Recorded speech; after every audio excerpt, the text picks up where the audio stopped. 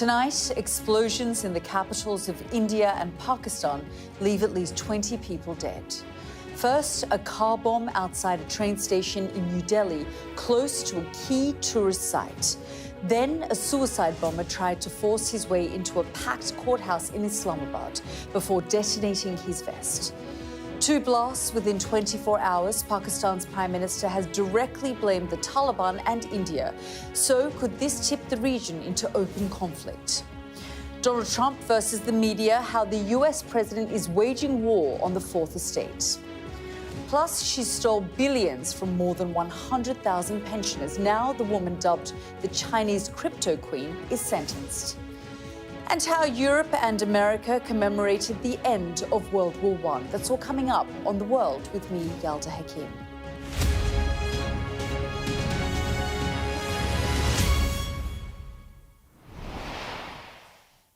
Welcome to the programme. I want to start tonight with some words from Pakistan's Prime Minister. We will continue the war. That's what Shehbaz Sharif pledged today as he blamed India for a suicide attack which killed 12 people in Islamabad. Donald Trump may have counted the ongoing conflict between the two nuclear-armed nations as solved. But the events of the past 24 hours have proved that's not the case. Let's get started with this report from our International Affairs Editor, Dominic Waghorn.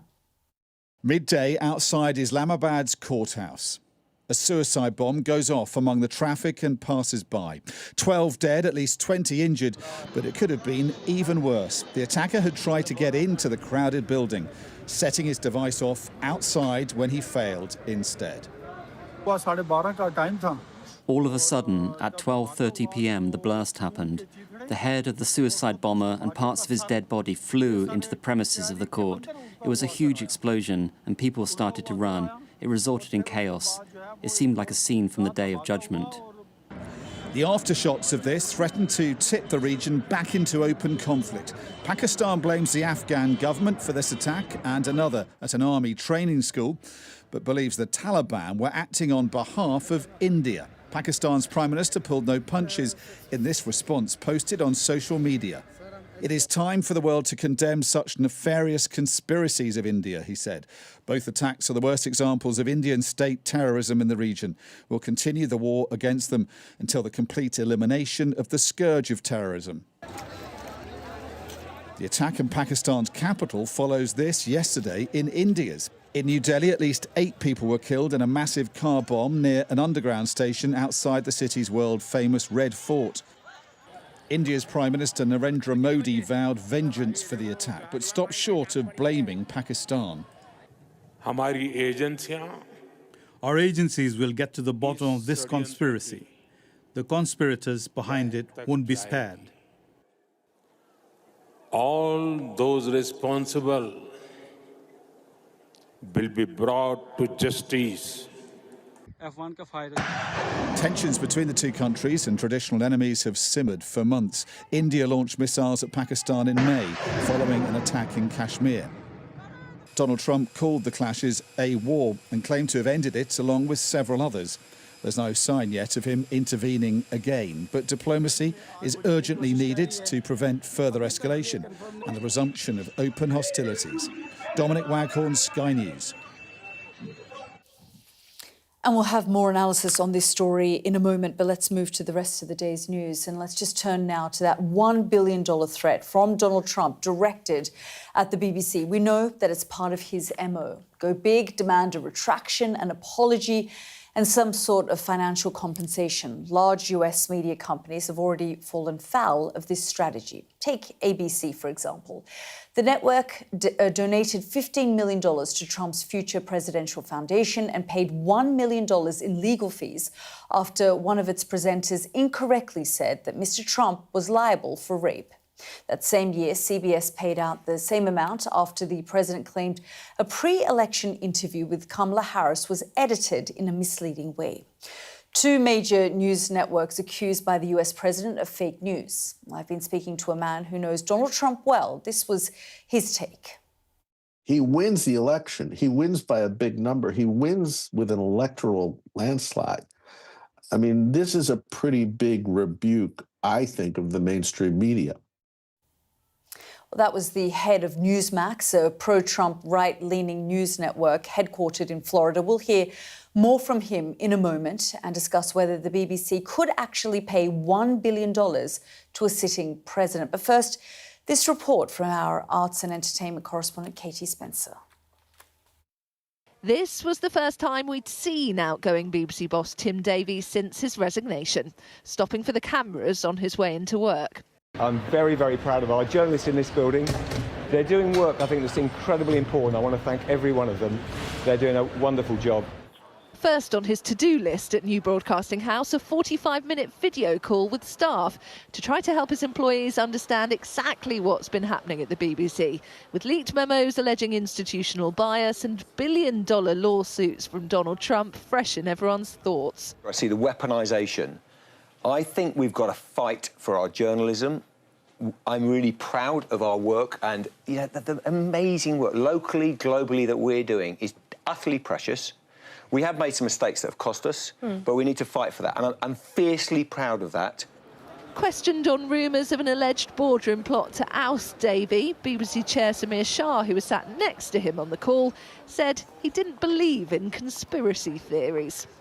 If Shah and Davey were hoping to leave the coup talk at that, it didn't work.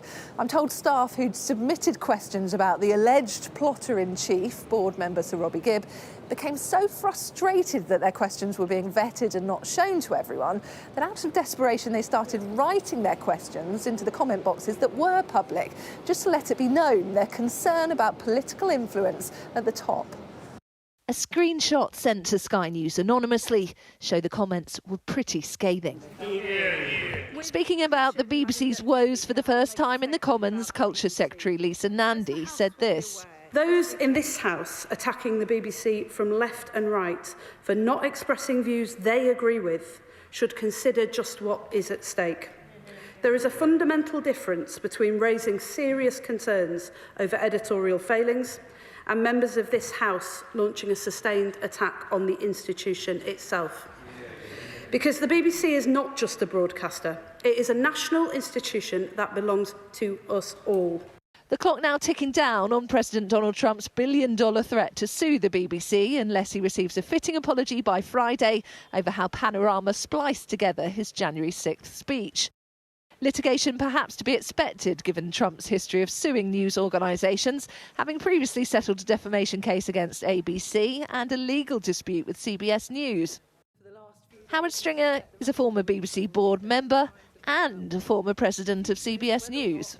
You should know when you're dealing with a president, as I did, because I had problems with President Reagan and President Nixon. You've got to be very careful with presidents. They have an army of lawyers behind them. So in your pursuit of your story, truth and fairness must come first. And if you don't get it right, you'll pay a price. While everyone at the BBC might be keen to move on, with the clock ticking on Trump's demands and the search for Davies' successor, staff here who are used to reporting the news are having to get used to being the story. Katie Spencer, Sky News. Well, Christopher Rudy is chief executive of the right-wing pro-Trump network, Newsmax Media. He's known Donald Trump for many years, and I began by asking if he thinks the president believes there's really merit in suing the BBC. Have a listen. Well, look, I think it's a serious plan to sue the BBC. I don't think he says these things lightly. We know that in the case of CBS and ABC, he sued them very successfully, won very significant settlements. Now, in America, libel lawsuits are very difficult to bring in the courts. But there's the publicity factor, there's the legal and litigation cost, and the president can claim a win if he gets the BBC to give him monetary damages. Do you think he sort of sees the stepping down of the Director General of the BBC and the head of news as a victory already? He may. I haven't spoken to him since the news of that broke. I think it's great that the BBC did that. I think it shows there's a certain degree of accountability at the BBC. Look, they made a very serious effort to twist the facts, manipulate the truth of what happened with the president's speech on January 6th. So the president has a good reason to be angry. And in America, I think he sees part of the victory in getting a financial settlement. Obviously, he sees that it harmed his reputation, and he got considerable sums, tens of millions, between CBS and ABC. And I think he would like to probably see a financial settlement with the BBC. Where do you think, I mean, for now, this is simply, I mean, it's a huge threat, but it is a threat and a warning from President Trump. And he has given the BBC a timeline, a deadline of when he wants them to respond and do certain things. Otherwise, he will take legal action. If he does, is it likely to be filed in a Florida court? Well, I believe he's indicated already a plan to file in Florida. Now, my corporate headquarters, Newsmax, is headquartered in Florida. I'm very familiar with the laws. The laws are actually very protective of media organizations, including the BBC.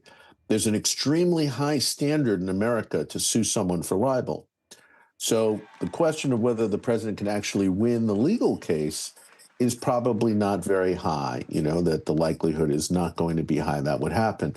However, it would be very bad for the BBC to be sued by the president and then go through very significant litigation. And the publicity of that would not be good for the BBC. I think it would undermine continually their credibility on this issue and perhaps other issues. So rather than go through that, a lot of companies will settle. And I think the president would see that as a significant development and a significant victory. Do you also think, though, part of it is that we continue to hear right back from when President Trump, when we look at Trump 1.0, the first time he was in power, he often would refer to the media, mainstream media, as fake news media. Do you think that adds to the pressure that mainstream media continues to face? Well, I certainly think it doesn't help. I think if you looked at the support for the public in terms of the media, was pretty low, even when he started his fake news campaign or exposing fake news. But it hasn't gotten better. And I think the degree, we went through these years of media barrage against the president, so many negative stories when he was president the first term and then out of office. He not only comes back, 90% of the U.S. media opposed him. He wins the election. He wins by a big number. He wins with an electoral landslide. This is a pretty big rebuke, I think, of the mainstream media. Rather than learning their lesson and saying, what are we doing wrong here? The public's not listening to us. We can't change elections. They don't trust us anymore. How can we improve? There's no effort. In fact, they seem to be doubling down. Not just in Britain, I'm saying mostly in the United States, from what we see, they're doubling down in their political polarization and their manipulation. That's why Newsmax, for example, we're one of the highest rated cable news networks. We're relatively new. But we offer Americans a perspective they're not getting from the CNNs and even the Fox Newses. Yeah, certainly when you watch Fox News and CNN in the United States, you would think it was circa 1860. But just your analysis on how you think this is likely to end. Well, I think that there probably would be, my guess, is a settlement from BBC. It's not going to $1 billion or anywhere near that, but there would be some settlement.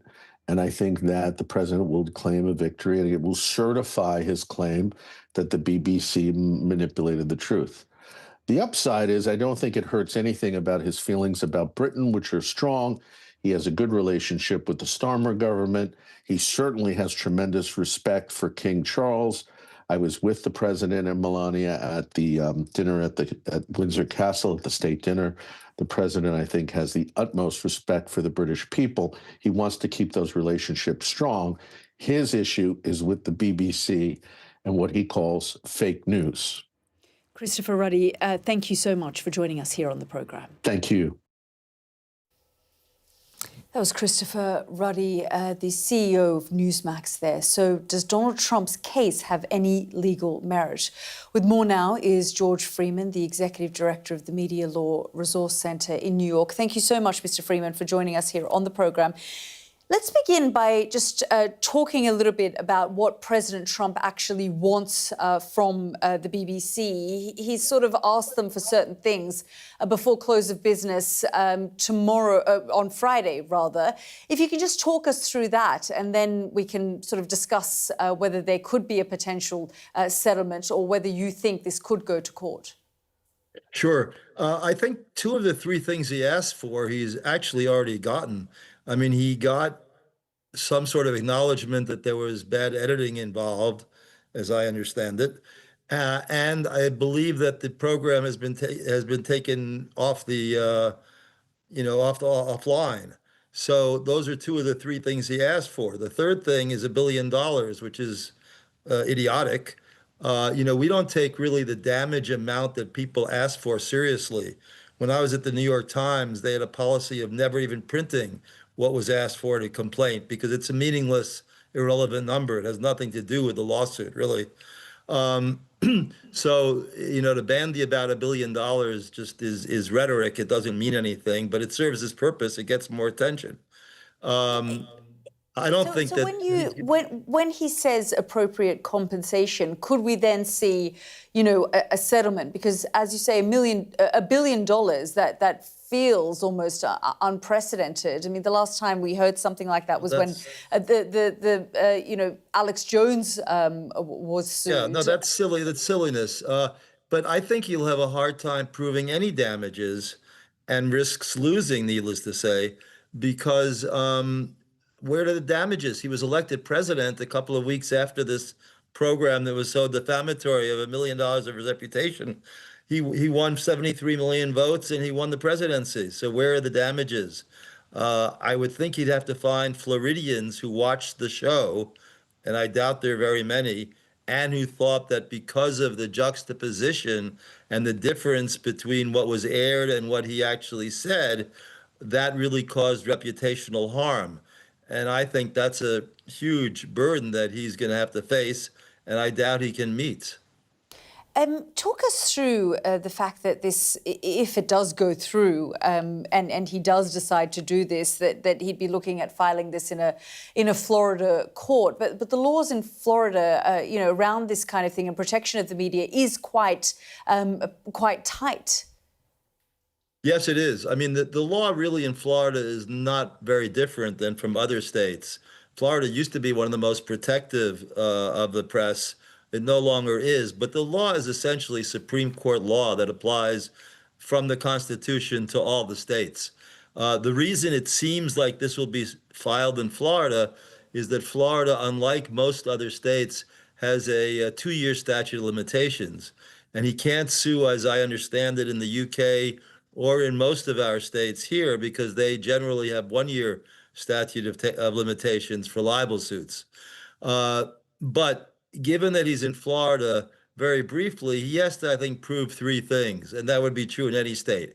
One is that there was a gross distortion. In other words, that there's a significant difference between what he said, in fact, and what it looked like he said by the splicing and the editing that took place. Was that substantial enough that it was a gross distortion? Secondly, if it was a gross distortion, was it intentionally so? This is the so-called New York Times v. Sullivan test, where you have to prove that the editors actually had serious doubts of what they were putting on the air, which means in this case that they knew that there was this distortion and they went ahead knowing that they were changing the meaning anyhow. And that's very hard to prove because the only proof is really in the head of the editors. And how are you going to prove that in court? Now, a jury might decide that and infer that that happened, but it's not an easy climb. And the third thing, which we've touched upon, is he has to prove some sort of damages. And as I say, I doubt many people in Florida watched the show, much less thought that it was a gross distortion or were really misled that much about what he was saying. So those are the 3 kind of burdens he has to meet, assuming he can meet the first one, which I assume would be litigated off the bat, which would be whether there's jurisdiction in Florida.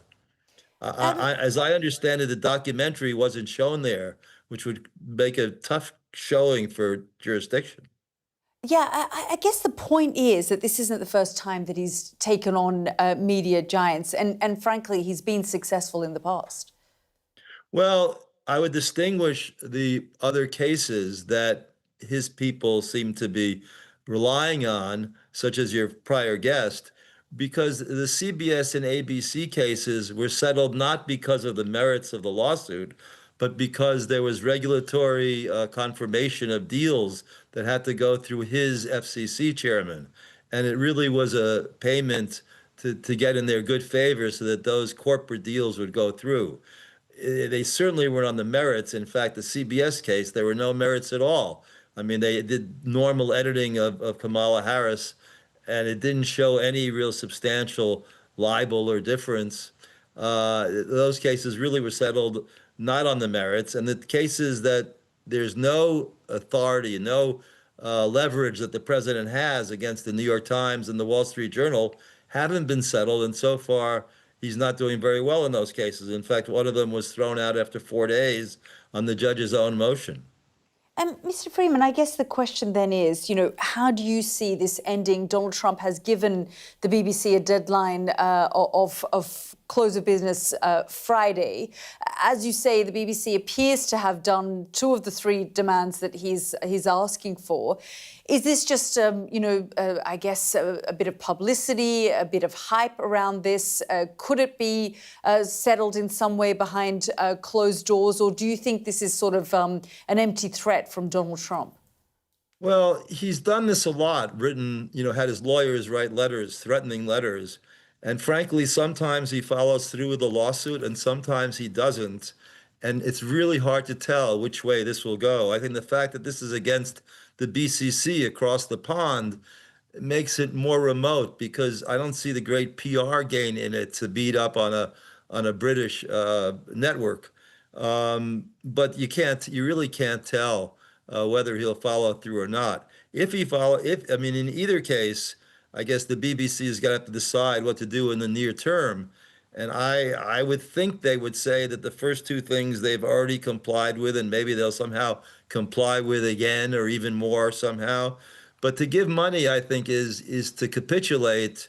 And certainly CBS and ABC got a lot of pushback for that, not very favorable pushback.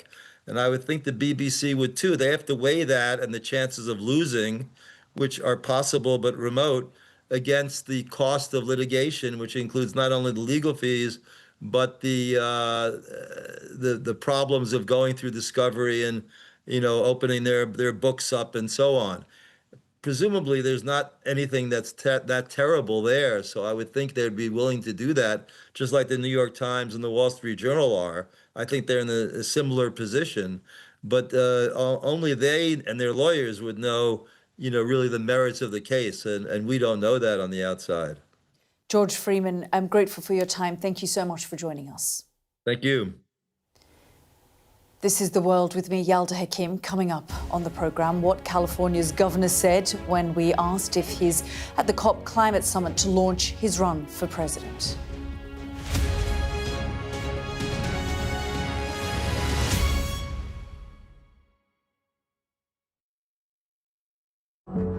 She was beautiful, she was bright, she had so much potential. This wasn't an accident. Those individuals that didn't do their job properly, as far as I'm concerned, Nick, they need to be in a dock. I don't know why a local authority would be trying so hard to avoid scrutiny. Is cover-up too strong? I don't think it is. The evidence is there. Nanita should never have died. I've just got so many questions, and I'm not the only one.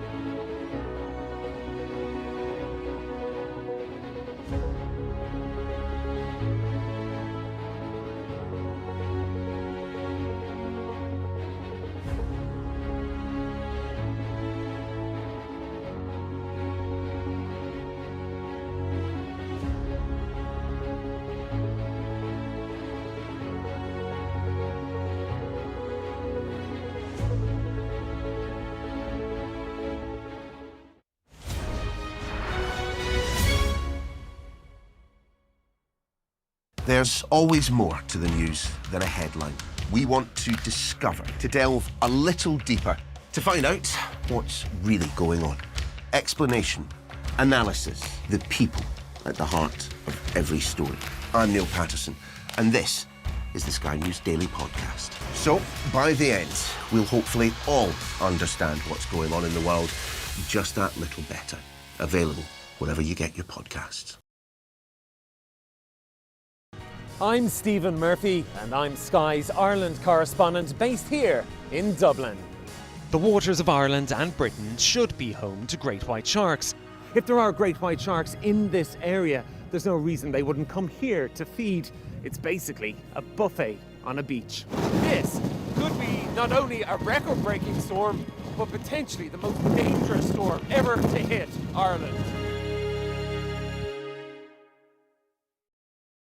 What might happen if Russia attacked the UK?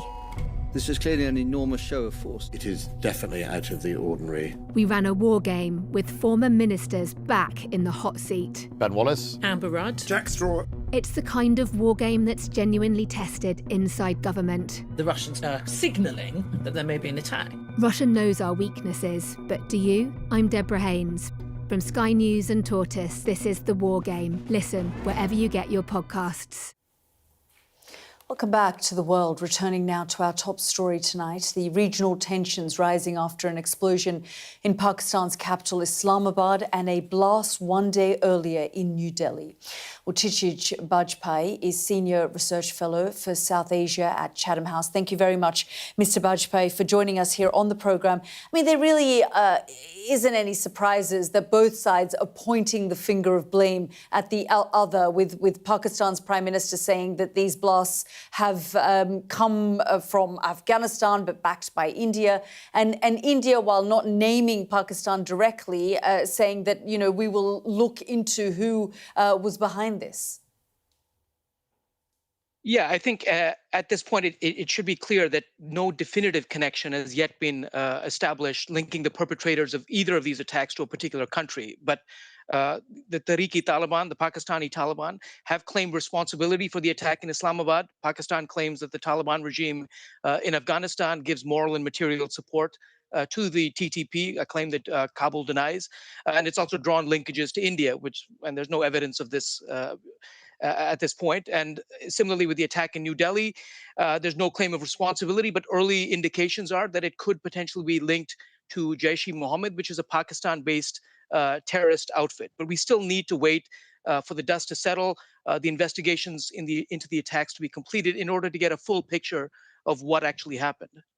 Mr. Bajpai, when things escalated between the two countries earlier this year, Donald Trump was quick to say that he'd, ended an further escalation between the two nuclear-armed nations, and things had been resolved. But at the time, many observers and watchers of the region said that the red lines had sort of moved, and the next time would feel deadlier and more dangerous.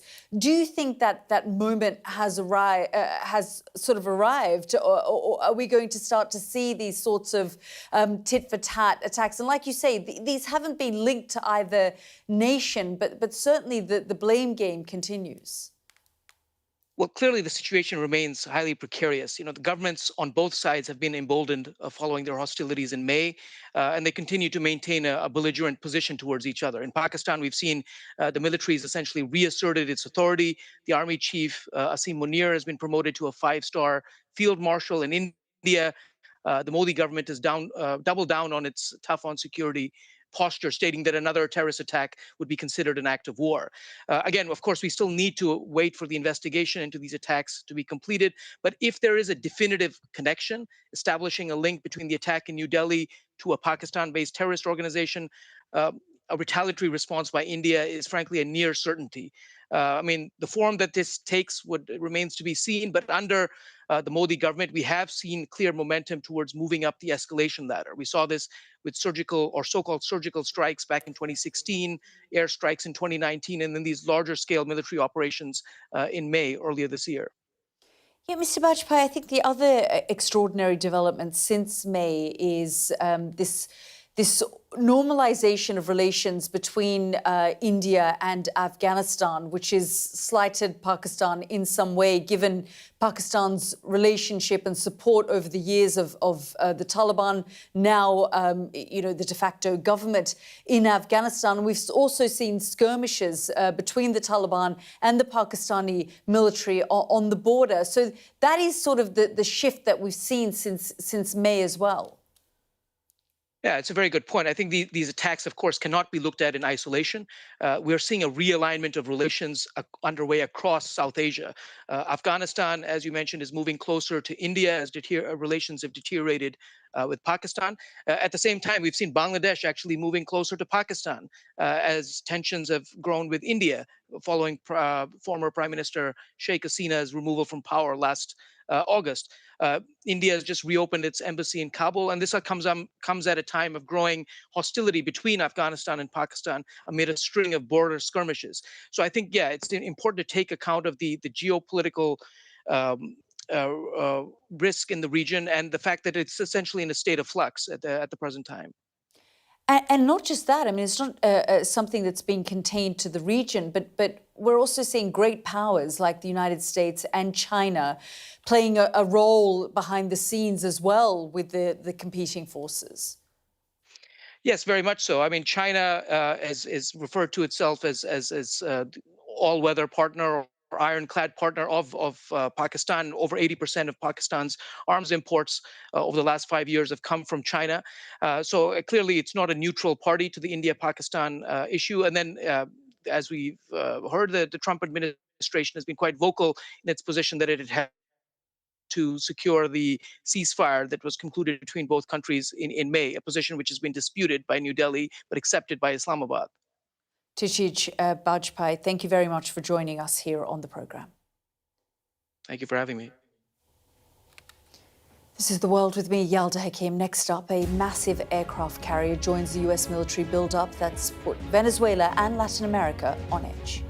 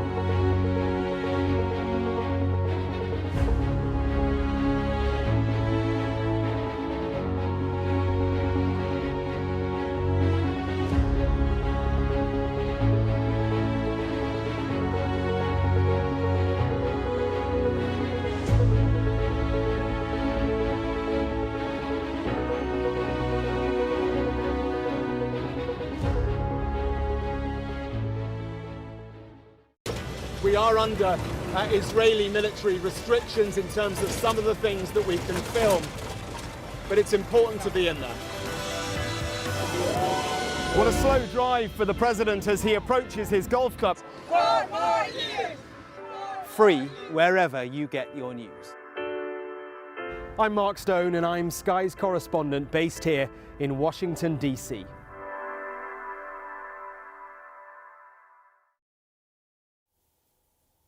Welcome back to the world. California's Governor Gavin Newsom has told Sky News he's front and centre at the COP climate summit because Donald Trump has ceded America's leadership. The US president is missing from COP, along with the leaders of Russia, China and India, countries that are among the world's biggest polluters. Our climate reporter Victoria Seabrook caught up with Governor Newsom on day 2 of the talks in the Brazilian city of Belém on the edge of the Amazon. Have a listen. Hi, I'm from Sky News. Are you here to launch a presidential bid? Are you here to drum up support on the international stage? Here in the absence of leadership from Donald Trump, who's abdicated responsibility on a critical issue. I'm here to show up on behalf of my country. I'm here to showcase California's leadership, dominance in the low-carbon green growth space.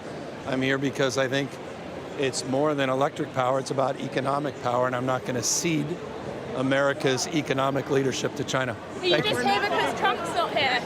Are you here to drum up support internationally? Is this the launch of your campaign? Canada has an industrial compact.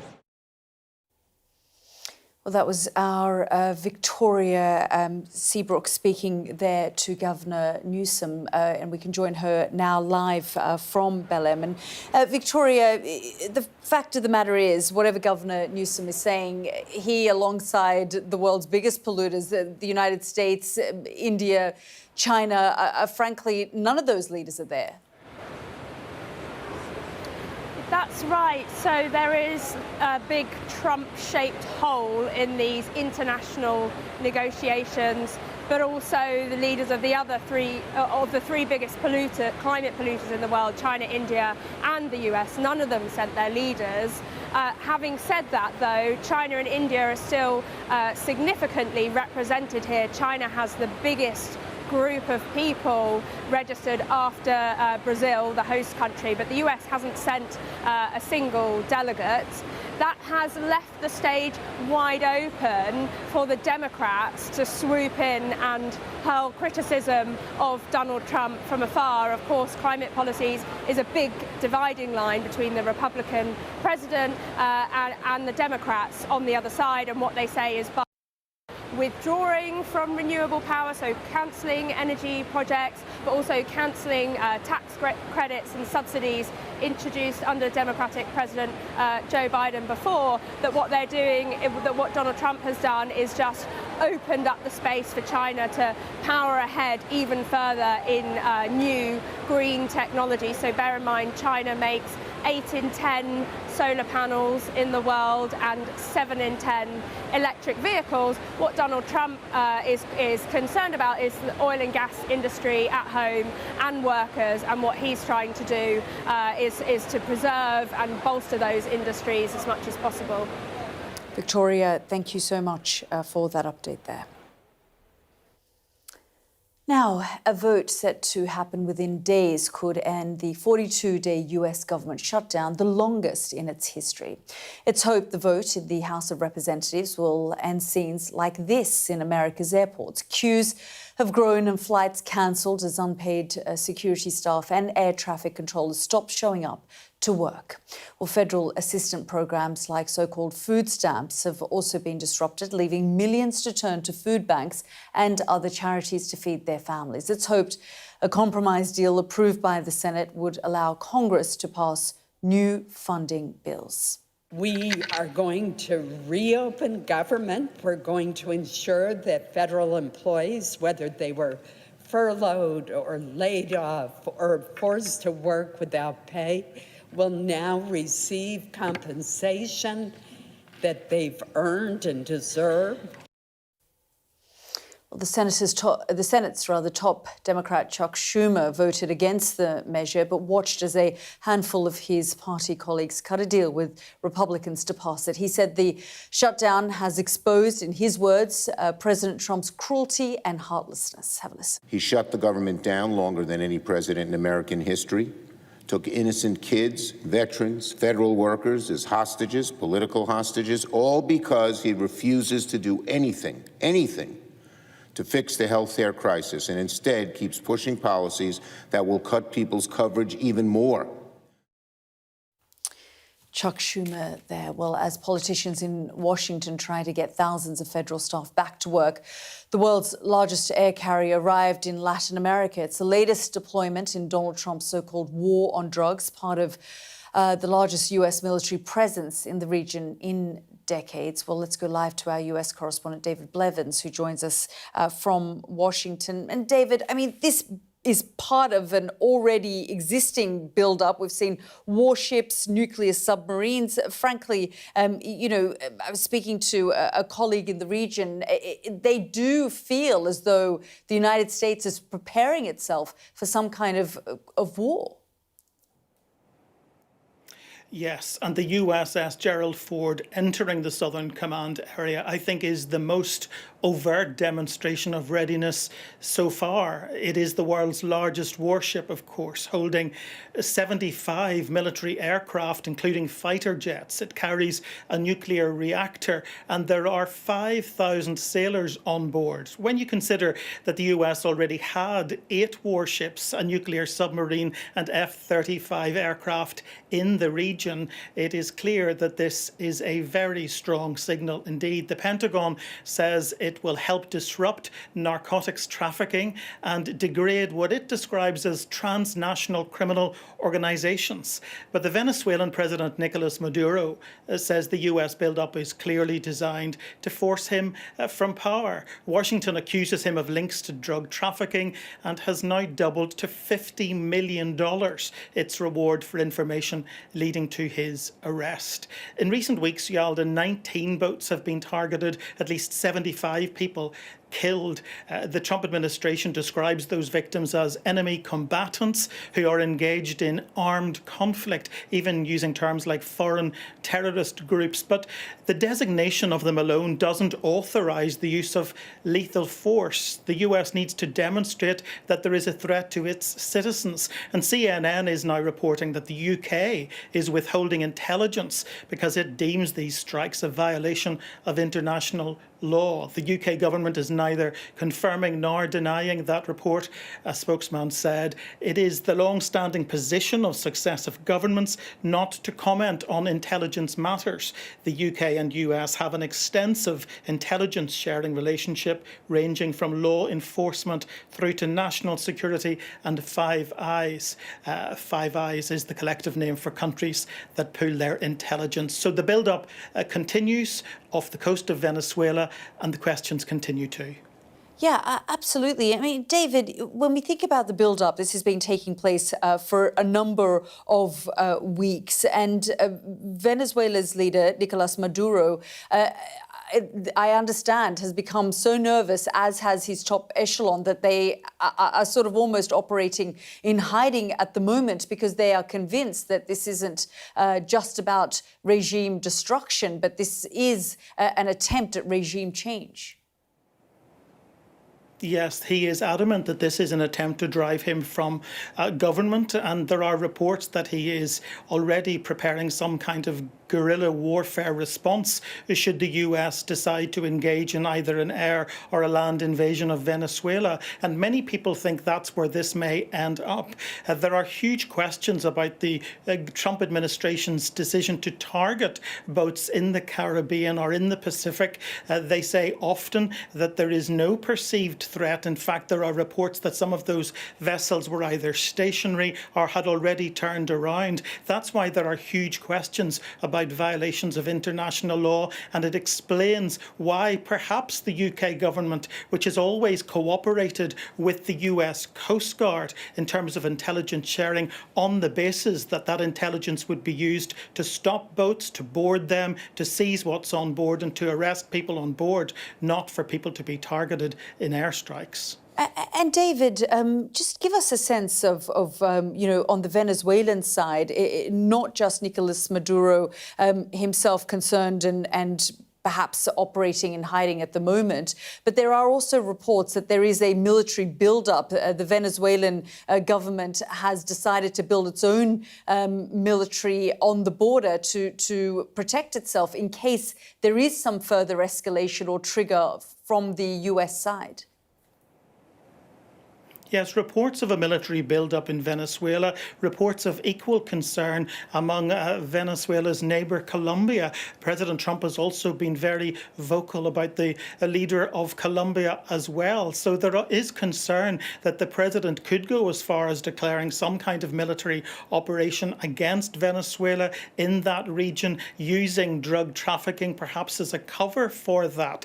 Of course, many people say that this is distraction politics too, Yalda, because of just how much is going on domestically. You talked a moment ago about the fact that the US government has been in shutdown for a record 42 days. The president dealing with all sorts of issues at home here on Capitol Hill, and some would suggest that he's encouraging the audience not to look here, but to look over there instead. David, thank you as always for bringing us up to date. This is The World with me, Yalda Hakim. Next up on the programme, how a scammer known as the Crypto Queen was finally caught after years on the run.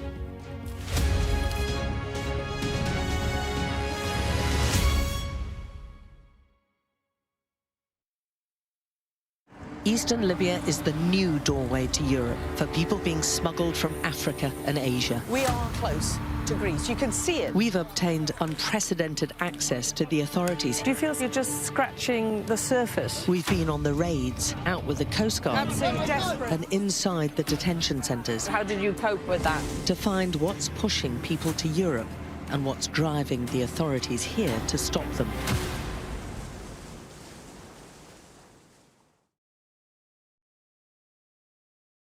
Mr. Trump, James Matthews from Sky News. Hey, James.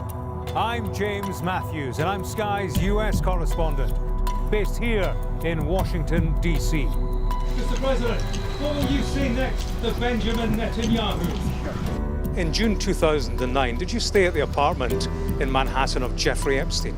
I'm not answering any questions about him. I'm Martha Kellner and I'm Sky's US correspondent. I've interviewed some of America's most recognisable politicians.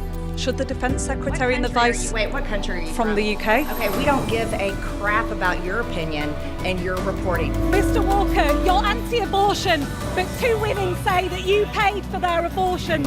Are you a hypocrite, sir? Conor, what did you say to the president? What did you say? We had a great meeting. He was a great man. I'm David Blevins, one of Sky's US correspondents based in Washington, D.C. David Blevins from Sky News. Fire chiefs say that they're really stretched to the limit and running out of water. What have you got to say to that? I've witnessed the remarkable passion for politics here. Why only in America? Why is this American exceptionalism? I just want to understand why you do not think that guns are the problem. Why is this just an American problem? The anger too, and the division. Where are you from? From Sky News, UK. Yeah. Back up. Mr Navarro, can I'm allowed to ask questions, aren't I? I'm Mark Stone and I'm Sky's US correspondent based here in Washington, D.C. Vladimir Putin calls you outstanding, Mr. Musk. Has your ego and ignorance, sir, cost Ukrainian lives? David Cameron needs to worry about his own country, and frankly, he can kiss my ass. Mr. Patel, did you endanger public safety when you said the killer was in custody? Free wherever you get your news. What words do you have for Harry Dunn's family today? Have a nice day. Do you fear a fourth indictment?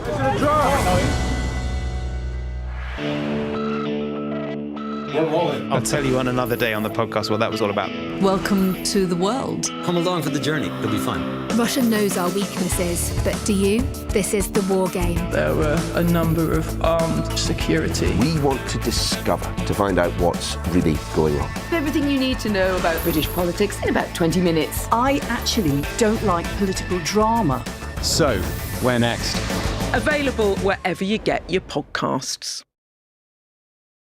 There's always more to the news than a headline.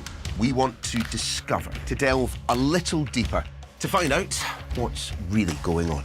Explanation, analysis, the people at the heart of every story. I'm Neil Patterson, and this is the Sky News Daily Podcast. So, by the end, we'll hopefully all understand what's going on in the world just that little better. Available wherever you get your podcasts. I'm Stephen Murphy, and I'm Sky's Ireland correspondent based here in Dublin. The waters of Ireland and Britain should be home to great white sharks. If there are great white sharks in this area, there's no reason they wouldn't come here to feed. It's basically a buffet on a beach. This could be not only a record-breaking storm, but potentially the most dangerous storm ever to hit Ireland.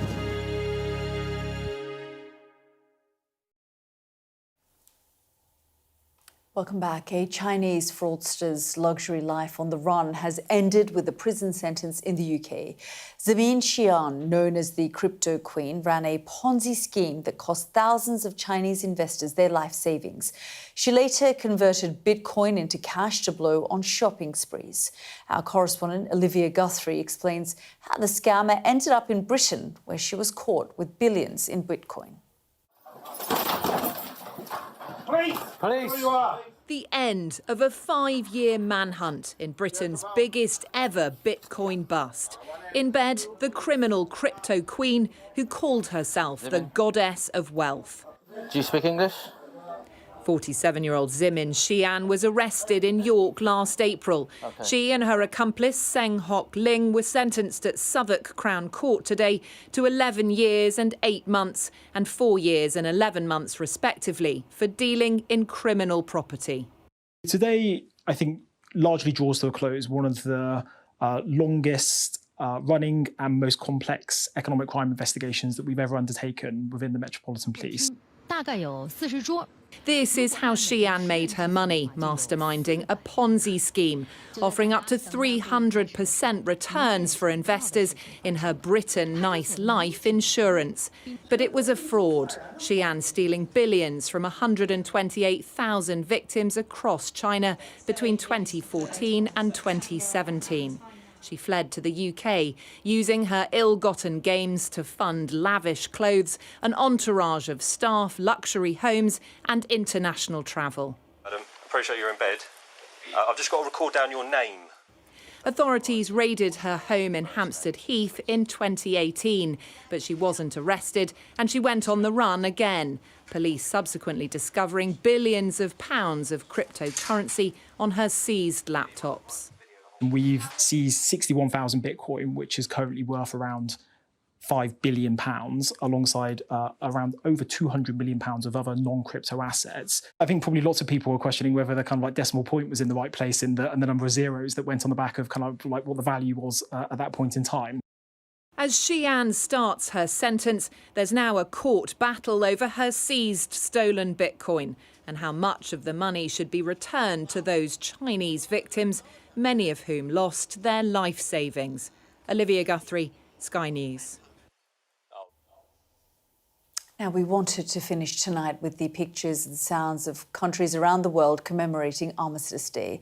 Political leaders, royalty and veterans-led events marking 107 years since the end of the First World War.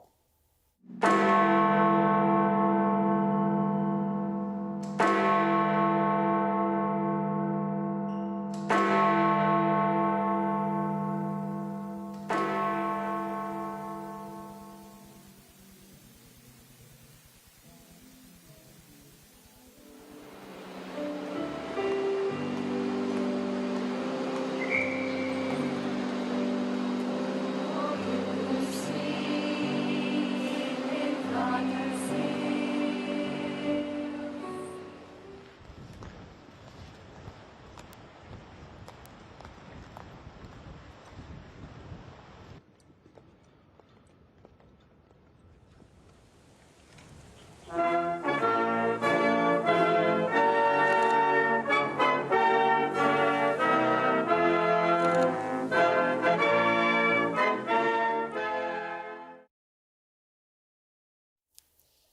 Commemorations around the world marking 107 years since the end of the First World War. And that's it from us tonight. The World is back tomorrow from 9 p.m. My colleague Anna Botting is next with Sky News at 10. Good night.